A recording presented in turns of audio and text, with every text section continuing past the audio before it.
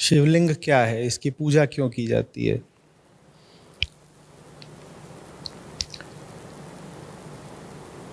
लिंग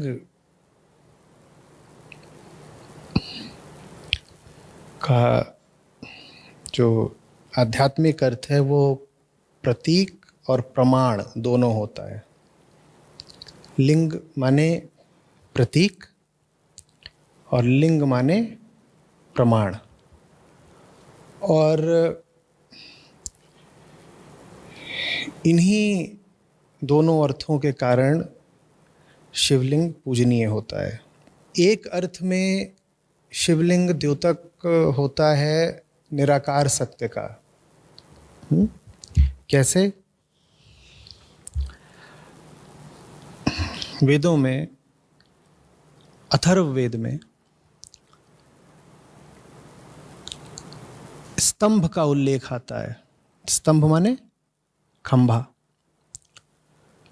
और किस अर्थ में स्तंभ का उल्लेख आता है?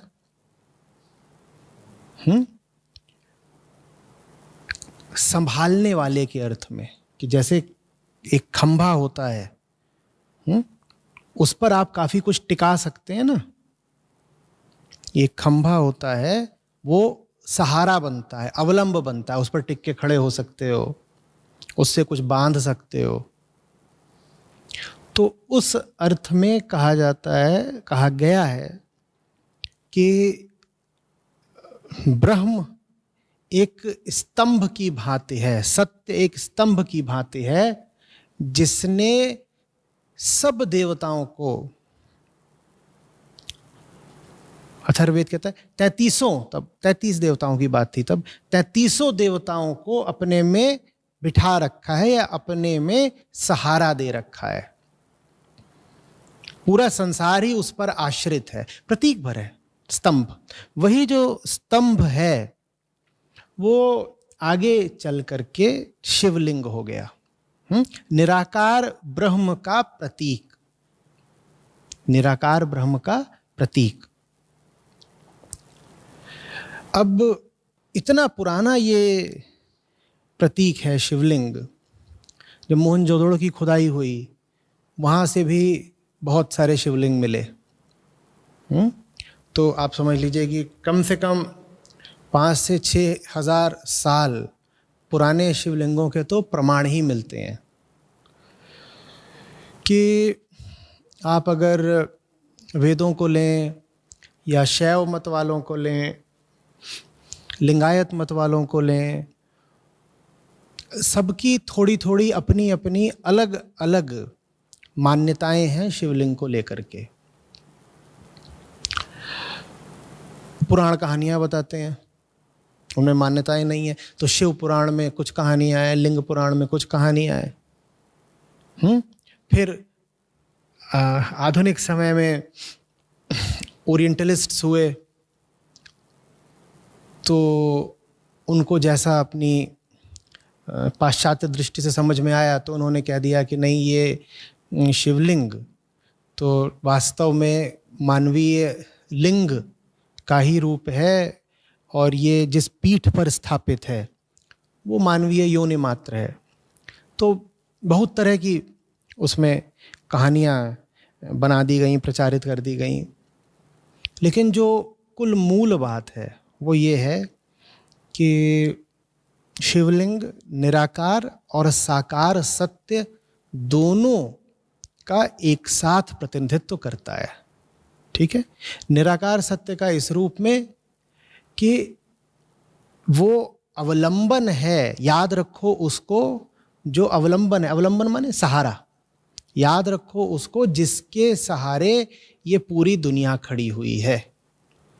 ठीक है? जैसे आप एक खंभे को प्रतीक बना लें, कि ये बहुत कोई भी प्रतीक हो सकता था, ये एक बस बात है कि स्तंभ को आपने प्रतीक बना लिया, तो इसके सहारे पूरी दुनिया चल रही है। निराकार के सहारे सब साकार चल रहा है। ठीक है? तो एक तल पर उसका ये अर्थ हुआ, और दूसरे तल पर क्या अर्थ हुआ? दूसरे तल पर अर्थ हुआ कि पुरुष है जो प्रकृति के बीचों बीच शांत स्थिर बैठा हुआ है। योनि प्रकृति का प्रतिनिधित्व करती है, और लिंग पुरुष का। तो इन्हीं दोनों के संयोग से सारी सृजनात्मक शक्ति है।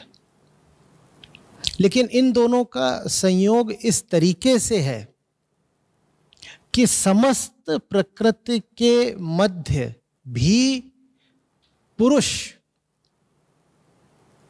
अस्पर्शित है, अचल है, और इसीलिए वो पूजनीय है।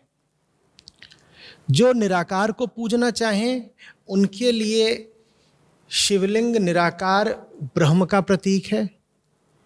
जो साकार को पूजना चाहें उनके लिए शिवलिंग प्रकृति और पुरुष के समुचित संयोग का प्रतीक है। जब आप शिवलिंग को नमन कर रहे हो तो वास्तव में आप पुरुष को अर्थात चेतना को नमन कर रहे हो।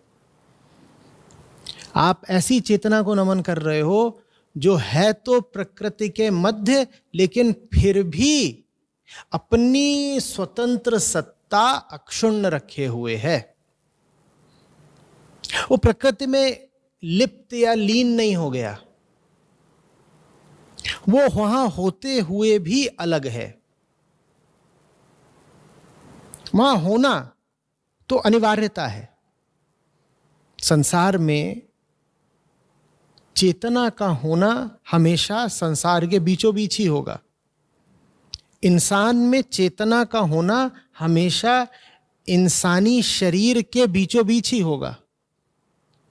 तो वो तो अनिवार्यता है।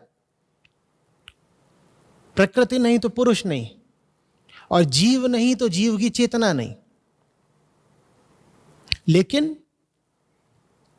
प्रकृति के होते हुए भी, शरीर के होते हुए भी आपकी जो चेतना है वो शिवलिंग की भांति ही अटल रहे, अचल रहे। उसमें कोई कंपन नहीं हो रहा है, उसमें कोई राग द्वेष, कोई लहरें नहीं उठ रही हैं। इसलिए शिवलिंग पूजनीय है। समझ में आ रही बात? तो चाहो तो उसको निराकार सत्य मान लो, और चाहो तो उसको अर्धनारीश्वर का प्रतीक मान लो।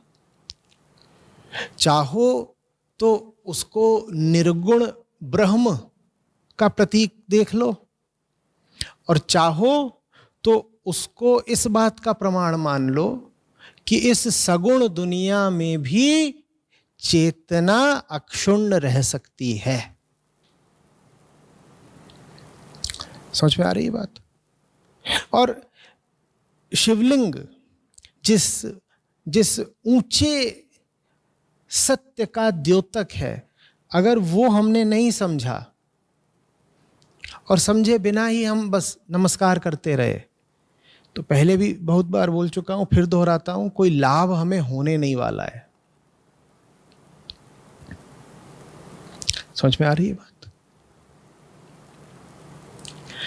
प्रतीकों का अर्थ करते समय दो बातों से बचना चाहिए। पहली बात यह कि कोई अर्थ किया ही नहीं और प्रतीक को ही सत्य समझ लिया,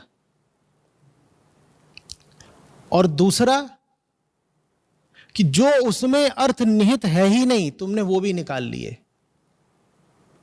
ये जो अति है, अतिरिक्त अर्थ करने की, इससे बचना जरूरी है, क्योंकि आप अतिरिक्त अर्थ, अतिशय विवेचना करते ही इसीलिए हो ताकि जो सीधी सरल प्रत्यक्ष बात है उससे बच सको। तो आपको लोग मिल जाएंगे जो कहेंगे देखो शिवलिंग का जो आकार होता है वो इस तरीके का होता है, सिलिंड्रिकल होता है, और उसका जो उच्चतम बिंदु है वो इस चीज़ का द्योतक है, फिर थोड़ा नीचे आओ तो ये बात है, फिर नीचे आओ तो ये है, फिर ये है, फिर ये है, और उसमें इतने चक्र हैं या इतने विशेष तरीके के इन कोणों पर बिंदु होते हैं, और उसका जो आधार है, जो पीठ है, उसका ये विशेष महत्व है और ऐसी बात है, और उस पर दूध इस कोण से डाल दो तो इस तरीके का लाभ हो जाता है। ये सब बिल्कुल व्यर्थ की बातें हैं। ये सब हमारी अंदरूनी चालाकियां हैं सीधे सीधे सत्य के साक्षात्कार से बचने की। सीधी बात से बचना है तो सीधा तरीका क्या है? फिर बात को टेढ़ा टेढ़ा कर दो, जलेबी की तरह घुमा दो, ताकि जो सीधी बात है उससे बच सको। सीधी बात क्या है? सीधी बात यह है कि संसार में रहना है, लेकिन संसार से अस्पर्शित रहकर। और इस बात से थोड़ा हमें और बचना है। देखिए, जिन लोगों को समझ में नहीं आया कि शिवलिंग किस चीज़ का प्रतीक है, उन्होंने बहुत अपमान किया है उसका। और वो जो अपमान है वो बहुत हद तक आज के जो पढ़े लिखे सनातनी हिंदू हैं उन्होंने भी स्वीकार कर लिया है। अब इस्लाम में उदाहरण के लिए मूर्ति पूजा का निषेध है। तो जब इस्लामी आक्रांता भारत आए, उन्होंने जगह जगह शिवलिंग को देखा, तो उन्होंने लोगों से पूछा कि ये क्या चीज़ है। अब उसमें जो गूढ़ और सूक्ष्म अर्थ निहित है वो तो समझाने वाले न समझा पाए, समझने वाले न समझ पाए। उनको बस ये लगा कि ये जो लिंग है ये जैसे पुरुषों के शरीर में लिंग होता है वैसा लिंग है, और ये लिंग जिस चीज़ पर आरूढ़ है, स्थापित है, वो स्त्री के शरीर में जैसी योनि होती है वैसी योनि है। तो उन्होंने कहा कि ये तो गंदी भद्दी चीज़ है, इसको तोड़ ताड़ दो। तो शिवलिंग खूब तोड़े गए। और चूंकि वो चीज़ गंदी और भद्दी मानी गई तो इसीलिए उनको तोड़ करके फिर जो उनकी जगह पर नई इमारतें खड़ी की गई या नए पूजा स्थल खड़े किए गए, मस्जिदें वगैरह खड़ी की गई, उनकी सीढ़ियों में लगा दिए गए वो शिवलिंग। यहाँ बात ये नहीं है कि मंदिर तोड़ा गया, मस्जिद बना दी गई, मैं उस मुद्दे पर नहीं आ रहा। बात ये है कि हम प्रतीकों को समझ नहीं पाते, हम प्रतीकों को बिल्कुल समझ नहीं पाते। और फिर भारत में अंग्रेज़ आए, उन्होंने कहा कि भाई समझना चाहिए कि ये भारतीय दर्शन क्या है, भारतीय धर्म क्या है। तो फिर ओरिएंटलिस्ट्स आए जिनका काम यही था कि जाओ इनके ग्रंथों को पढ़ो, इनके प्रतीकों को, इनकी सभ्यता को देखो। तो उन्होंने और शोर मचाया। उन्होंने कहा कि यहाँ तो ऑब्सिनिटी बहुत है। बोले ये देखो, ये जिन देवता की सबसे ज़्यादा पूजा करते हैं वही लिंग के रूप में पूजे जाते हैं। अब वहाँ जो विक्टोरियन मोरालिटी थी पश्चिम में, उसके लिए ये बात बहुत विचित्र थी और अस्वीकार्य थी कि फैलस वर्शिप हो रही है, मनुष्य के लिंग की पूजा हो रही है। तो उन्होंने जो पढ़ा लिखा भारतीयों का वर्ग था उनके संपर्क में, उनमें ये भावना डाल दी कि देखो तुम्हारा तो जो पूरा अतिथि है वो अश्लीलता से भरा हुआ है, और वो बात, वो झूठा सिद्धांत, वो एकदम हास्यास्पद जो मान्यता है वो आज तक न सिर्फ चली आ रही है बल्कि बहुत लोगों में वो और फैल गई है। और फैल इसलिए गई है क्योंकि हमारे वास्तविक अध्यात्म से बहुत कम संबंध रह गया है। वेदांत से हमारा कुछ परिचय ही नहीं। हम रूढ़ियों, प्रथाओं, परंपराओं में जी रहे हैं बिना उनका अर्थ जाने। हम प्रतीकों की अंधी पूजा कर रहे हैं बिना ये समझे कि ये प्रतीक इशारा किधर को कर रहा है। वो बहुत ऊंची जगह की ओर इशारा कर रहा है, पर उस ऊंची जगह से हमें कोई संबंध नहीं, कोई प्रेम नहीं। उसका नतीजा फिर क्या निकलता है? नतीजा ये निकलता है कि बहुत लोग होते हैं फिर जो अध्यात्म से अपनी निष्ठा खोते जाते हैं, और जो लोग धर्म के साथ जुड़े भी रह जाते हैं वो सिर्फ अंधभक्ति में जुड़े रह जाते हैं। उन्हें समझने से कोई मतलब नहीं होता। वो बस पुरानी परंपराओं को रट के दोहरा रहे होते हैं। समझ में आ रही है बात? अगली बार जब आप शिवलिंग को देखें तो और कुछ आप समझते हो ना समझते हो, ये ध्यान रखें कि मुझे भी ऐसे ही अकंप निश्चल तन के खड़ा रहना है दुनिया के आवेगों के बीच, संसार के थपेड़ों के बीच, संसार के आकर्षण विकर्षण के बीच। दुनिया मुझे ऐसे ही चारों तरफ से घेरे रहेगी, ऐसे ही घेरे रहेगी, और मैं यहां से छूट के भाग नहीं सकता। घिरा हुआ हूं, घिरा ही रहूंगा, लेकिन घिरे घिरे भी अपनी शान में तना खड़ा रहूंगा। तुम मुझे घेर सकते हो, मुझे जीत नहीं सकते। समझ में आ रही बात? To be seized is not to be captured. घिरे रहना तो उसी दिन तय हो गया था जिस दिन पैदा हुए थे। जिस दिन तुम पैदा हुए थे उसी दिन वेदांत कहता है कि आत्मा 5 कोशों से घिर गई थी। कितनी अजीब बात है ना। कहते हैं सत्य अनंत है, आत्मा अनंत है, लेकिन तुम पैदा हुए नहीं कि जो अनंत है वो भी एक नहीं 5 कोशों से घिर जाता है। ये कैसे हो सकता है? यही तो माया है कि जो अनंत है उसके ऊपर भी कुछ बिल्कुल छिलके की तरह चढ़ जा रहा है। समझ में आ रही बात? तो जो मुझे घेरे हुए है उससे तो पीछा छुड़ा नहीं सकता। हाँ, उसका रूप रंग बदल सकता है, ज्यादा मैं हाथ पांव चलाऊंगा तो, पर उससे हमें कोई सांत्वना नहीं। हमें इस बात की कोई आशा नहीं है, हमें ऐसी कोई गलतफहमी नहीं है कि एक भी दिन ऐसा आने वाला है कि हम शरीर धरे धरे भी पूर्णतया मुक्त हो जाए। अरे शरीर से थोड़ी मुक्त हो गए, पूर्णतया मुक्त कैसे हो जाओगे शरीर धरे धरे? तो वो जो योनि ने एक परिधि स्थापित कर रखी है, जो एक घेरा डाल रखा है, वो तो रहेगा ही रहेगा, लेकिन तुम्हें उसके बीच भी अपना शिवत्व कायम रखना है, तुम्हें उसके बीच भी अपना सत्य कायम रखना है। अगर शिवलिंग आपके भीतर ऐसी भावना, ऐसा विचार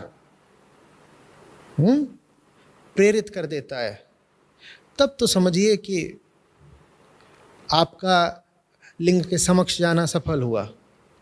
अन्यथा अगर आप सिर्फ वहाँ जा कर के वो परिक्रमा कर रहे हैं और दूध चढ़ा रहे हैं और प्रणाम कर रहे हैं, तो इससे किसी को कोई लाभ नहीं होने वाला। भारत में धर्म दर्शन से उठा है। दर्शन माने समझदारी, विचारणा। विचार इतनी दूर तक गया और इतना गहरा गया है कि वो निर्विचार में बदल गया है। विचार इतना गहरा गया है कि वो जिंदगी में, जीवन में बदल गया है। सोच इतनी ईमानदार रही है कि इंसान को उसको जीना पड़ा है कि अब जब इतना सोच लिया, इतनी गहराई तक बात चली गई, तो जो सोचा है उसको अब जीना भी तो पड़ेगा। तो बिना सोचे, बिना समझे अगर आप धर्म का पालन करने निकले हैं तो आपका धर्म कोई धर्म नहीं। भारत में धर्म का मतलब विश्वास नहीं है, मान्यता नहीं है। वेदांत आपसे ये नहीं कहता कि अगर तुम सनातनी हो या अगर तुम वेदांती हो तो पहले तुम स्वीकार करो कि एक इस तरीके का भगवान है या ईश्वर है या कोई ऊपरी शक्ति है, उसने ऐसा ऐसा करा। नहीं, दुनिया की और धार्मिक धाराओं में और वेदांत में यही मूल अंतर है। यहां बात स्वीकार से नहीं, सवाल से शुरू होती है। पहले सवाल आता है कि ये जो है ऐसा क्यों है, और सवाल के जवाब में भी अक्सर सवाल ही आता है। सवाल अगर ऐसा आता है कि ये दुनिया बनाई किसने, तो जवाब आता है कौन पूछ रहा है ये सवाल, किसकी दुनिया, किसको प्रतीत हो रही है दुनिया, किसके अनुभव की दुनिया की बात कर रहे हो बेटा। ये वेदांत की प्रक्रिया, इससे ज्यादा साफ, इससे ज्यादा कड़ी, इससे ज्यादा ईमानदार प्रक्रिया दूसरी नहीं है। यहां समझने पर जोर है। तो आप अगर शिवलिंग को समझे नहीं तो आपने शिवलिंग को अपने लिए व्यर्थ कर दिया। समझिए। भगवान श्री, तो वीडियो में भी सुना था कि आपका ही कि प्रकृति और पुरुष दूर रहते रहते ये योग है। मतलब एक ऐसे दूर रहेंगे तो वो योगी है। तो फिर तंत्र की बात भी उसमें थी, लेकिन उसको मैं समझ नहीं पाया कि प्रकृति और पुरुष मिल भी गए तंत्र में, जैसे मिलाने की बात। असल में दोनों ही अपने अपने तरह से एक ही बात बोलते हैं। आप वास्तव में सांख्य योग और राजयोग की बात कर रहे हैं, उसमें आप फिर तंत्र का भी पूछ रहे हैं। वो सब अपने अपने तरीके से एक ही बात करते हैं। देखिए, प्रकृति और पुरुष में सही रिश्ता क्या हो, यह दर्शन का पहला सवाल है। प्रकृति और पुरुष का सही रिश्ता माने इंसान का और संसार का सही रिश्ता। ठीक है, इंसान का और संसार का सही रिश्ता क्या हो, क्योंकि जीना कहाँ है, इसी संसार में जीना है। तो यही अध्यात्म का प्रश्न है, जिए कैसे। जब आप पूछते हो जिए कैसे, तो फिर आगे पूछा जाता है कौन है जीने वाला, और फिर उसके माध्यम से उत्तर दिया जाता है कि ये जीने वाला कौन है, जीव कौन है। फिर जीव की विवेचना की जाती है, वो है। अब आमतौर पे हम कैसे जीते हैं? आमतौर पर हम दुनिया से रिश्ता रखते हैं बहुत अजीब सा।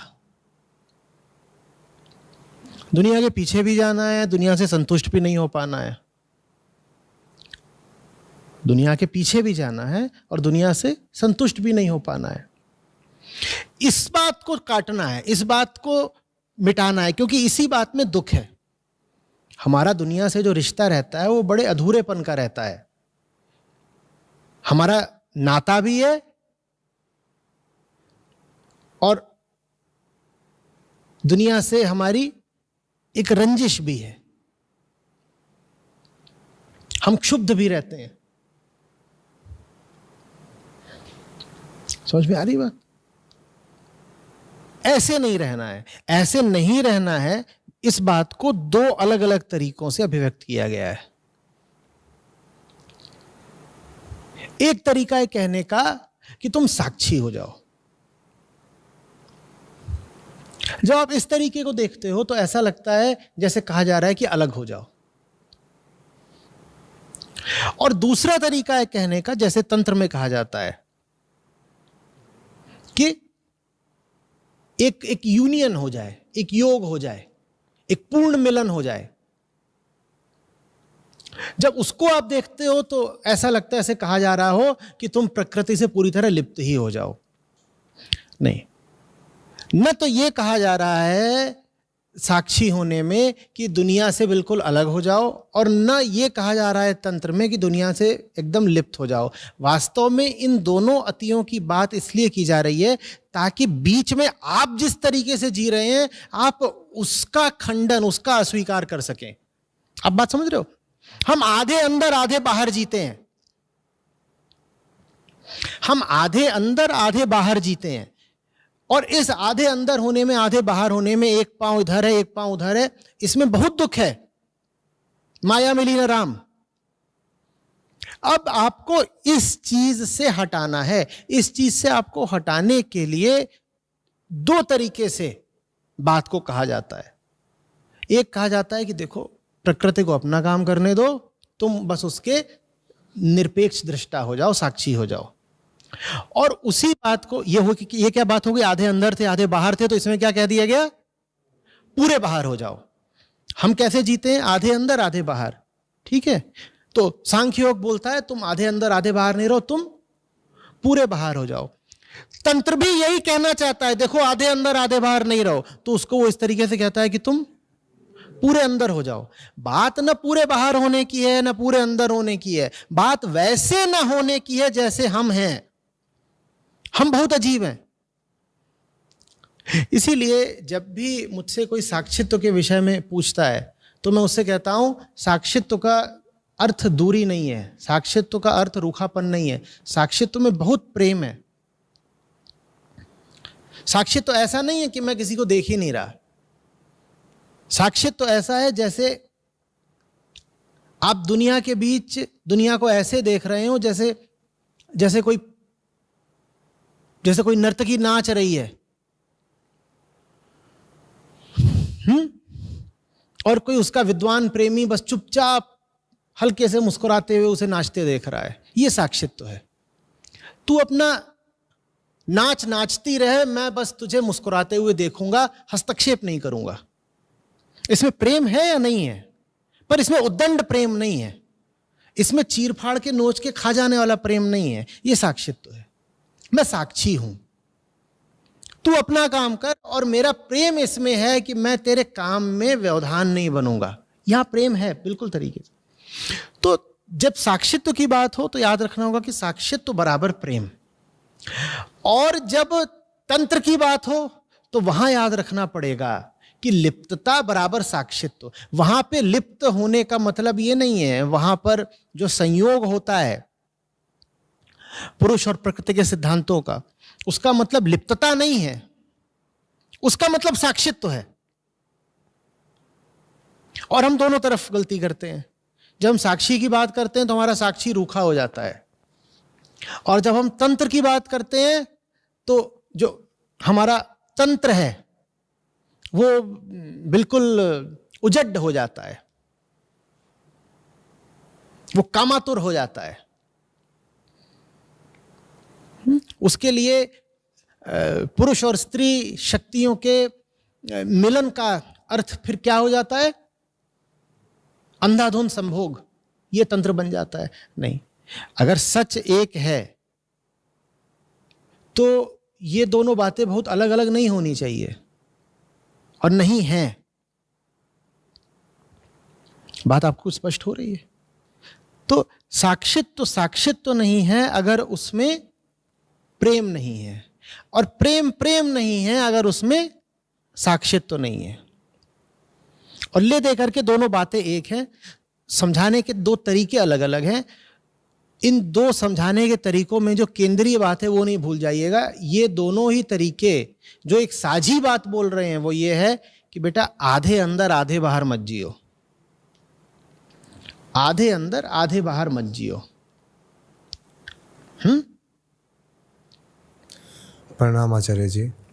आचार्य जी, आपने अभी उदाहरण दिया, एक नर्तकी है और एक उसका विद्वान है जो एक स्माइल के साथ उसे देख रहा है साक्षीता को समझाते हुए। तो जैसे मैं हूँ तो मेरा तादात्म्य तो बॉडी के साथ ज़्यादा है, तो ये समझ ही नहीं पाता हूँ कि अंदर डूब रखा हूँ या अलग होके देखा जा रहा है। तो समझ से थोड़ा सा दूर तो हो तुम्हारा रखी काम चीज़। है सबसे पहले तो दूर होना। जब शुरुआत ही तादात्म्य से हो रही है तो वहां अगला कदम जो है वो तो स्पष्ट है ना। जहां पर शुरुआत द्वेष से हो रही हो वहां अगला कदम होगा निकटता की ओर। लेकिन जहां शुरुआत ही लिप्तता से हो रही है वहां पहला कदम होगा दूरी बनाने की ओर। तादात्म्य का क्या मतलब होता है कि शरीर से अतिशय निकटता। तो शुरुआत ही फिर इससे करोगे, जरा दूरी बनाओ भाई।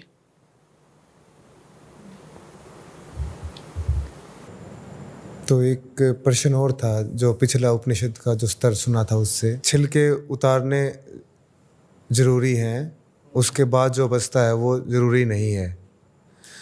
उसके बाद आपने कहा कि दो परिस्थितियां हैं, पहली परिस्थिति में मैं हूँ और संसार है। अगर मैं दो ही हैं तो संसार सिर पे बैठ के नाचेगा और संसार की गुलामी करनी पड़ेगी। अगर तीसरा होगा तो बात अलग हो जाएगी।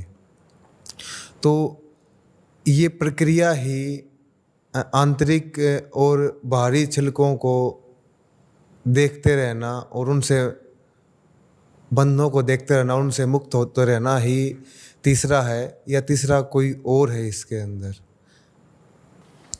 जो दूसरा नहीं है उसे तीसरा बोलते हैं। हमारा सब कुछ दूसरे में समा जाता है। तुम कहते हो ना कि मैं हूं, संसार है, ये दो हैं, ये दो तो रहते ही हैं हमेशा तुम्हारे लिए। तो आदेश बस संसार से मत लो, या ऐसा कह दो कि संसार के आदेशों की अवमानना करना सीखो। यही तीसरी बात है। तीसरा कोई अपने आप में ना व्यक्ति है, ना बिंदु है, ना इकाई है, ना शक्ति है, ना कुछ ऐसा है जिसको तुम कभी देख सुन जान सकते हो। तो फिर वो तीसरी चीज है क्या? वो तीसरी चीज यही है कि ये जो जो जो दूसरा है उसके बंधन में मत रहो। इसी को तीसरा होना कहते हैं। इसको तीसरा होना क्यों कहते हैं? क्योंकि जो भी कोई तीसरा है उसके हुए बिना तुम दूसरे की उपेक्षा या अवमानना कर ही नहीं सकते थे। तीसरे को खोजने निकलोगे कुछ नहीं मिलेगा। दूसरे के आदेशों के खिलाफ विद्रोह करना सीखो, यही तीसरी बात है। दूसरे के आकर्षण के खिलाफ ताकत जुटाना सीखो, यही तीसरी बात है। अगर तुमने किसी तीसरे की खोज कर डाली तो यह निश्चित समझना कि जिसको तुम तीसरा समझ रहे हो वो दूसरे का ही कोई छुपा हुआ हिस्सा है। तो इसीलिए तीसरे को खोजने मत निकल जाना। जिन्हें तीसरा मिल गया उनका बहुत बुरा हाल हुआ। उनसे ज्यादा धोखा किसी को नहीं हुआ जो कह देते हैं हमें कोई तीसरा मिल गया है, हमारा मोक्ष हो गया, निर्वाण हो गया, हमें भगवान की प्राप्ति हो गई। ऐसों से बचना, इनका फिर बड़ा बेड़ा गर्क होता है। तुम बस दूसरे में मत फंसो, ये तीसरी बात है। ये पहला दूसरा तीसरा को समझ में आ रहा है? पहला कौन है? व्यक्ति। दूसरा कौन है? संसार। तो ये कह रहे हैं कि कोई तीसरा भी तो होना चाहिए ना, नहीं तो संसार तो हावी हो ही जाता है। वो तीसरा कहां से लाएं? तीसरा कहीं से मत लाओ, बस संसार को हावी मत होने दो, यही तीसरी बात है। ये संसार से बाहर की बात है, इसलिए इसको तीसरा बोल रहे हैं। तो फिर पहला हो सकता है कि वो हैवी हो जाए, जो व्यक्ति है या जो मैं हूँ। पहले तो तुम ही हो, तो क्या करोगे? तो इतना समझ नहीं आता कई बार कि अब दूसरा हैवी है या मैं ही हैवी रखा हूँ, या फिर जो तुम पे हावी हो रहा हो उसको चाहे मैं बोलो चाहे संसार बोलो, वही दूसरा है। तुम चाहे ये बोलो कि कोई दूसरा आके मुझे डरा गया, या ये बोलो कि मैं अपनी ही कल्पनाओं से डर गया, जो कुछ भी तुम्हें डरा रहा है वही दूसरा है। चाहे वो कोई व्यक्ति हो बाहर का, चाहे कल्पनाएं हो भीतर की। जो भी कुछ तुम्हारे विचारणा का विषय है वही दूसरा है। मैं संसार से डर गया, इसमें दूसरा कौन है? संसार। मैं स्वयं से डर गया, इसमें दूसरा कौन है? स्वयं। तो मैं का जो भी विषय है वही दूसरा है। तो इसमें एक ऐसा भी आचार्य जी, जैसे जो ब्रह्म वेदांत आपने कहा कि वो नकाब को ओढ़ता है विवेक के साथ, समझ के साथ, उसके साथ तादात्म्य नहीं करता है। तो जो आपने बताया कि जो वो ओढ़ता नहीं है, वो इस बात को भली भांति जानता है कि पैदा होने का मतलब ही है कि कुछ चीजों ने तुम्हें ओढ़ रखा है। हाँ, पैदा होने का मतलब ही है कि सच ढक गया, सच के ऊपर धुआं या कोहरा छा गया, सच के ऊपर कोष छा गए। पैदा होने का मतलब ही है, ये बात उसको पता है। कहता है ठीक है, अब ये मेरे ऊपर छा गए, लेकिन मैं इनका गुलाम नहीं बन जाऊंगा। तो जब मैं बच गया, जो मैं जो है अभी, जो पहले से भी और दूसरे से भी, दोनों में से किसी के भी प्रभाव में नहीं आना है किसको। तो तुम्हें अभी मैं पहले को ही मानना है। जो पहला है वही मैं है।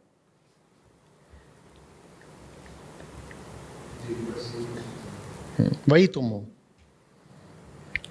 तो अभी तो नकाब ही चल रहे हैं कि अभी तो नकाब ही। दूसरे में जो कुछ आता है वही सब नकाब है।